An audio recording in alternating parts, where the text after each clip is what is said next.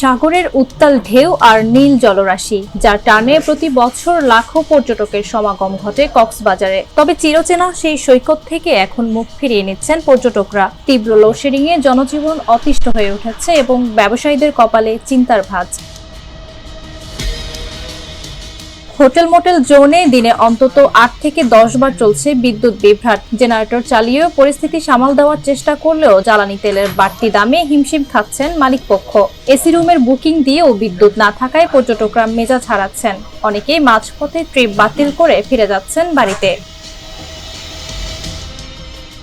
শুধু আবাসন নয়, বিরূপ প্রভাব পড়েছে রেস্তোরাঁ ও বার্মিজ মার্কেটগুলোতেও। ফ্রিজে রাখা পচনশীল খাবার নষ্ট হচ্ছে আর অন্ধকারে ক্রেতা শূন্য হয়ে পড়ছে দোকানপাট। এই অবস্থা চলতে থাকলে আসন্ন পর্যটন মৌসুমে বড় ধরনের ধসের আশঙ্কা করছেন ব্যবসায়ীরা। দ্রুত সমাধান না হলে মুখ থুবড়ে পড়বে দেশের সবচেয়ে বড় এই পর্যটন খাত।